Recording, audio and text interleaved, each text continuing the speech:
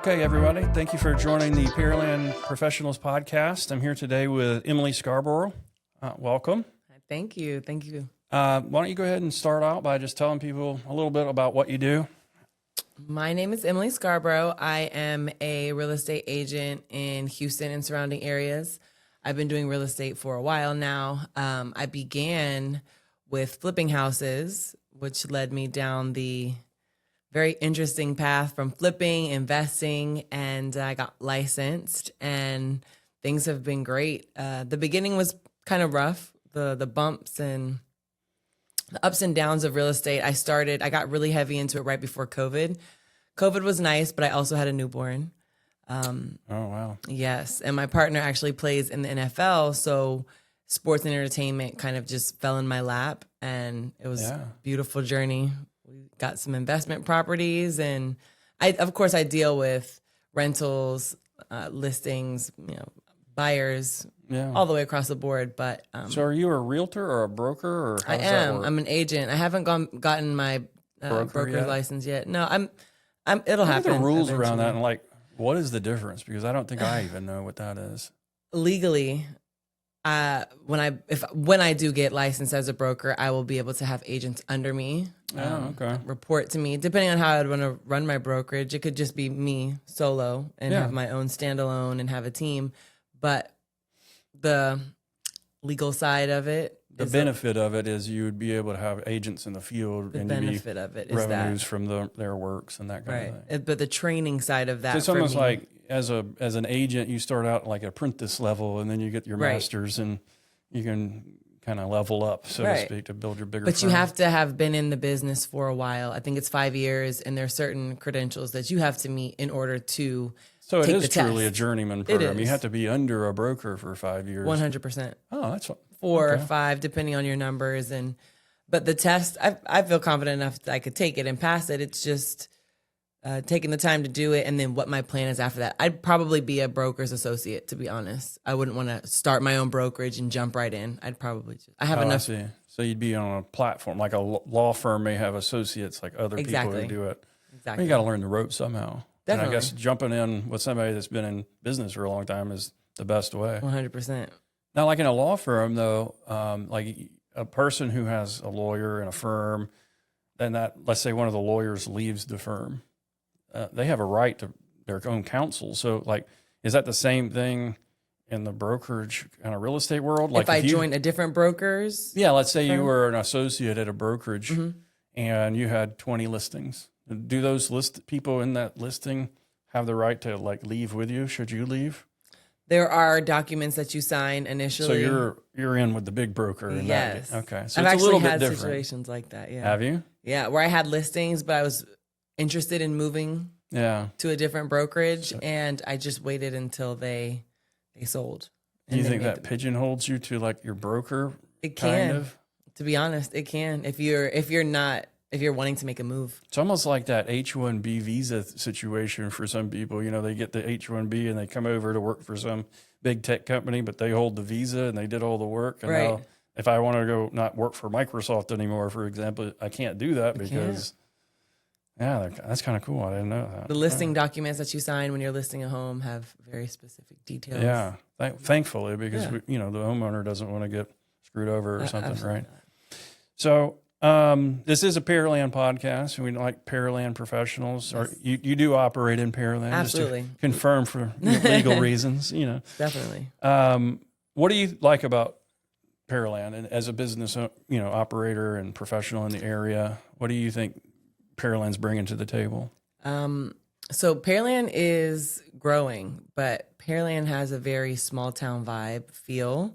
I love that I can go into a coffee shop or a local restaurant and see local business owners supporting each other, working together.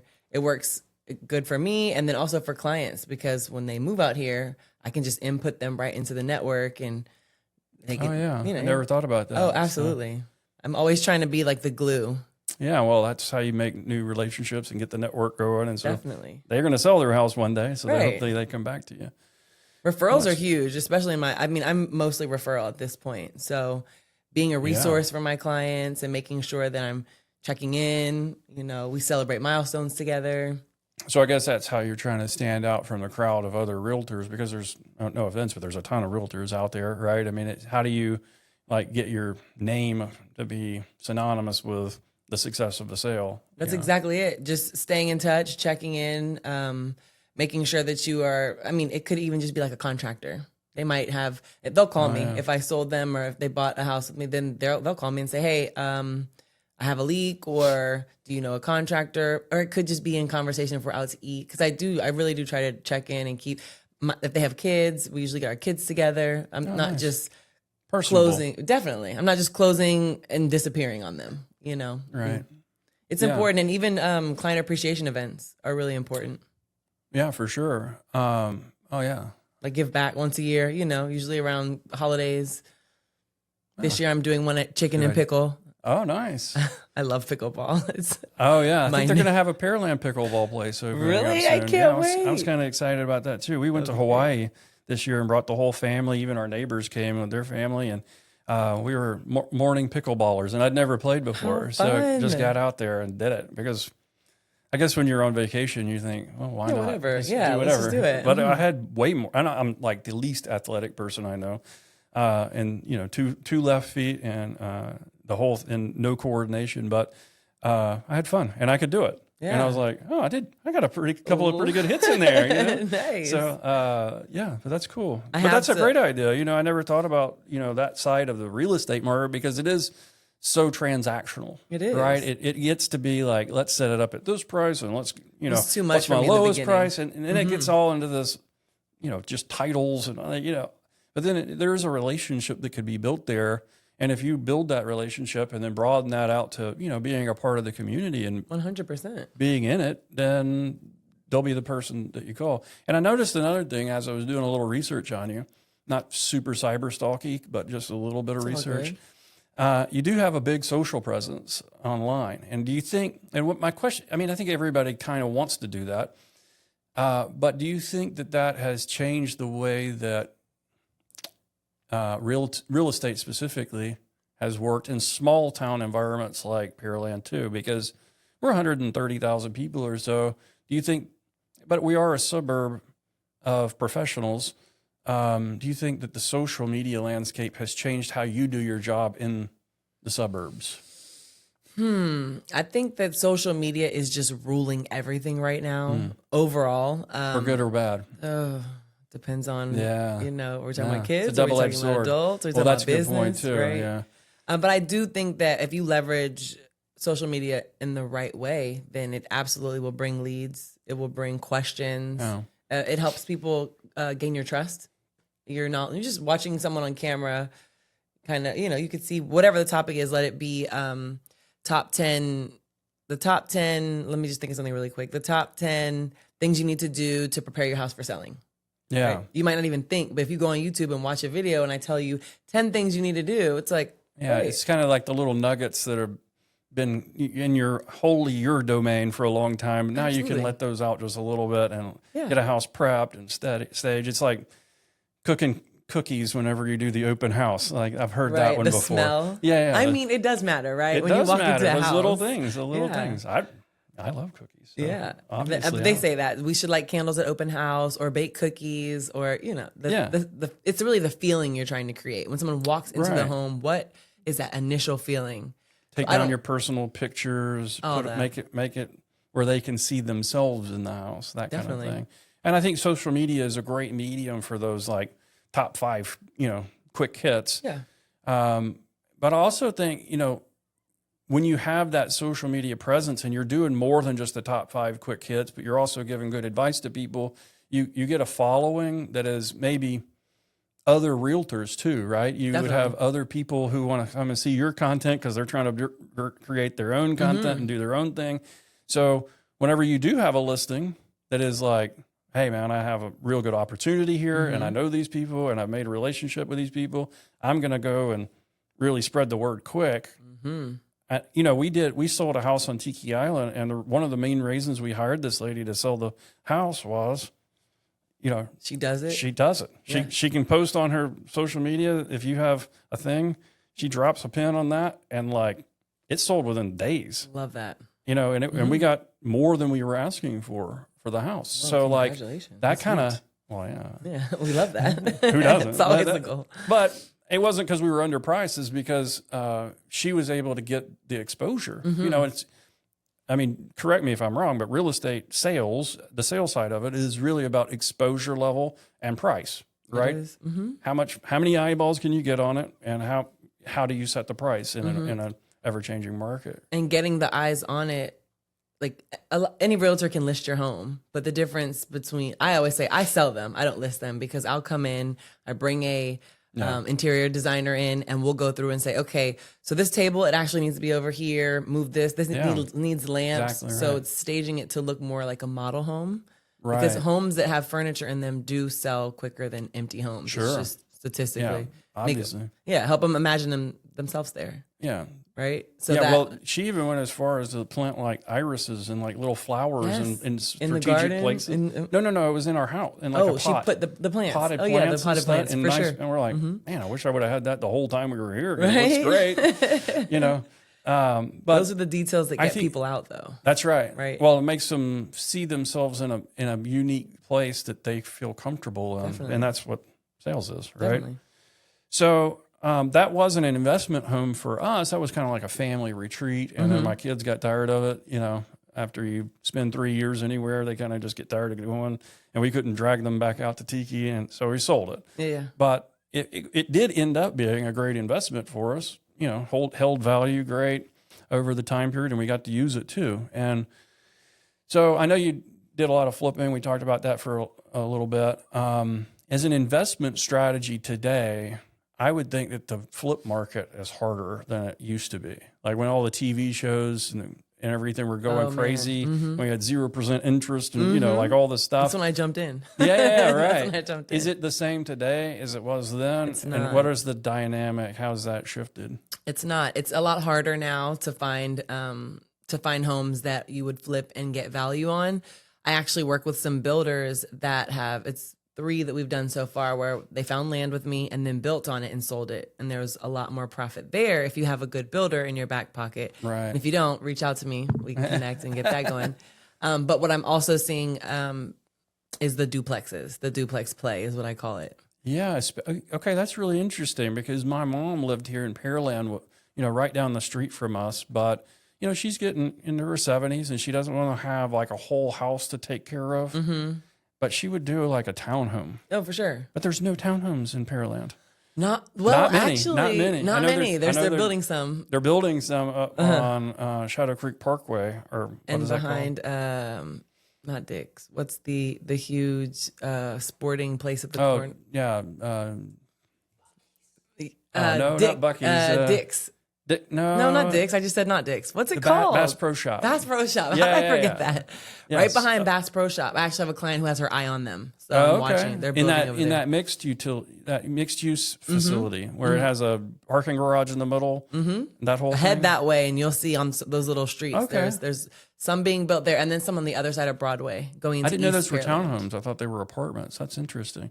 They do kind of look like it, but they're individually sold from what I've heard. But Well, you're right. in any The case, point is, we don't have them. We don't have them. And that kind of leads to another question I had for you is, those are like usually a townhome is going to cost a little bit less than a full single family home. I mean, we have like 1/8 of an acre lots here. So they're basically stacked on top of each other. So they're kind of townhome-ish. Yeah. They're just really big townhomes. But the youth in our community grew up here. My wife and I made a conscious decision when we moved to Pearland that we were going to have kids and we were not going to move because she and I moved like every 2 years. You know, we were just, transient like that. But we said when our kids grow up here, they're going to go to the same the same schools with the same kids throughout their entire time because I wanted them to have that community. But now, if they move away, that we just sent our oldest to college, and our youngest will go to college next year. They're going to go away for 4 years, and they're going to come back to an environment of single-family homes that cost, probably by that time $600,000 to $750,000. I mean, how is a kid coming out of college supposed to move back home without living with us, because frankly, I've had 18 years We're of that done with already. it. We're done with that. Not Minimum wage needs to be $20 an hour. maybe for a couple of months till they get their feet under them. Right. But how is a kid supposed to come back to the community they love, and short of just taking over their family home, like how can they do that? Wow. So like the investment side of this is real. At the same time, boomers, like the legitimate boomers, not just what the kids call me, the boomers, in their 60s and 70s are like my mom, are looking for opportunities like that as well. So like, I see what you're saying on the investment side of things. I think there's Pearland specifically, since this is the Pearland podcast, but how do we enable that to grow more so that we have more affordable, not like run down housing, but like legitimately affordable housing for kids coming back home, and our parents who aren't able to. It's really tough, especially in West Pearland. East Pearland, there are some opportunities. I've had some deals over there that worked out great. But when it comes to duplexes, like if we're talking about investment in Pearland, it would have to be approved by the city, and that's Sure. That's. But I know the city's had a few different initiatives where they do want that. They do. I would love that. I would love to, because I've spoken to a few different real estate agents, but they're usually moving towards the city for the duplexes. But, if we can start, that's our goal, to start moving them south down 288 into Pearland, Manville, and beyond would be great. Well, without getting outside of Pearland, Pearland's landlocked. So that's really the problem. We're not going to have another Shadow Creek Shadow Creek Ranch pop up around here anytime soon. Without annexing a very large other city that's to the south of us or to the north of us, right? And I don't think we're going to take over Houston, so it's got to go south from here. Yeah. And those are what I would call like the exurbs. They're outside of the suburbs. They're the suburb. That's the places to do it. No, I did though. Yesterday went to a birthday party for my kids, and I'm glad we're talking about this. The neighborhood had all detached garages. My neighborhood has mostly all attached, but I saw what a couple people did was they took their detached garage and they made it into a garage apartment. They had a little apartment on top of it. You could see where they built Safe the stairs. distance from the kids. Yes, but I thought that was, they call that the mother-in-law quarters, so to speak. Right, essentially. But in Pearland, you don't see it. You could tell they built it a lot. You're right. Yeah, they definitely built it in. Another investment idea, right? We're talking about investments that could make some money. And would something like that appreciate the value of their overall home? Absolutely, especially if they're renting it out. I mean, we could probably get $1,000, $1,200, depending on where you are. You're saying you still live in it, but you can invest. You can rent out just the garage apartment. Why not? Give them some stairs. Give them a washer and dryer. Yeah. Toilet, kitchen. There you go. Have at it. That seems like a pretty good investment. Leaving the house from your parents, like you were just saying, I'll let you get your feet. Like you stay at home for a little bit, but eventually you have to get out. Where do they go? Yeah. They're not buying homes like. I mean, I know my parents bought their first home at 22, 23. Yeah. We don't see that as often now. No, the average person buying a home is over 30 now. Over 30. That's over crazy. 35. Well, so it's kind of a weird environment. I don't know how much you pay attention to the macroeconomics of things, but I'm sure you do. You're in the industry. But right now we have like the highest level of inventory on the market that we've ever had. At the same time, when these institutional investors like BlackRock are coming in and buying everything, and so that's artificially propping up the values of the homes while people are like divesting of it because taxes and all kinds of things. Texas is a little bit okay because we always go and argue our value down, so we keep our prices kind of deflated artificially because we don't want to pay the taxes. But like in other states, that's having a deleterious effect, and like it makes it artificial bubbly. And now everybody's trying to get out, and they don't have buyers for it. So there's 500,000 more sellers than there are buyers right now across the country. Yeah, the buyer's market. Great for the buyers. Great for the buyers. To that effect, though, like this week, the Fed's supposed to drop interest rates, which I know you probably have a pretty good pulse on because that's going to affect. It takes a couple of steps to affect it, but it usually drops interest rates for mortgages, and that's why most people buy their home, or today, historically even. What do you think when we talk about local markets in the small towns, how much does like those macroeconomics completely out of our control? How does those affect our local markets in the whole, you know, the sales and the ability for us to move our houses? I honestly don't, I mean, and this truly could be because of the network that I've built and how long I've been here, but those dips of I'm always like, someone's always selling, someone's always buying. So how it affects us locally, I'm always seeing houses for sale. I always have buyers. So if we just like eliminate that from our mind, that like, yeah, there are people who are having trouble. There are also people who are not. And I mean, just kind of like the move. I don't see it as much as you truly hear in the media and the news. Like, I understand that the price of houses is down right now and people are scared to purchase, but with the right lender and the right realtor, there's nothing to be worried about. I have a client right now that's like, I can't put anything down. It's zero down or it's nothing, right? Like, we have to make it happen. And my lender was able to make it happen. There are it's first time home buyer. Okay. You know, makes sense. But to say, like, I understand there are always ebbs and flows, but if you want to buy a house, we can make it happen. You just coming to the table. I have another client I just listed in Humble. They walked into a new build. The sales office, you know, they bought it directly from the sales office. And now they have to move back to North Carolina. And we are having to sell it under what they purchased it for. They didn't have representation. They just went in blindly. You know, we're ready to buy a house, bought the house. And now they're going to have to pay at the closing table simply because they didn't have representation. I think a lot of people also go in blindly thinking, anyway, my cousin's sister, she's a realtor. I'll just hire her. But how long has she been in the industry? Have we talked intensely about what you need, where your numbers are? It's just you know. So there's always a pool of people buying and selling, and the value that a realtor brings with some experience and connections in the market are really knowing the market valuations, I think, right? Because you can get an appraisal and you tell the appraiser what number you're trying to hit, and the bank's going to be satisfied if they hit that number. And like, that's not really security. Yeah, I mean, I don't know. I would love to know appraisers that would do that. You know what I'm saying? Yeah, definitely. They're just going by the appraiser. The appraiser will say anything. They take some locals, and they take some comps, and then they come up with some random number, which is just random because it's not necessarily going to sell for that price, or that doesn't necessarily indicate the value. But if you've been in there and you've been selling them in the market, and you've been really seeing how they're turning over, you can go and say, you know what, I just sold one very similar to this a couple of weeks ago, and it was $10,000 less. And so your friend that you were talking about, you would have probably gone in and said, you know, this is over market for this house. For sure, 100%. Right? And I would have gotten them incentives. They didn't get any incentives. Usually with new builds, you should be getting washer, dryer, fridge. They didn't get any of that. They just, you know, they went in and was like, this is a great deal. Maybe even, you know, you just never know how if you haven't purchased. Especially if you go with the builder's lender too. Oh, they make you feel like they're on your side. Oh, yeah.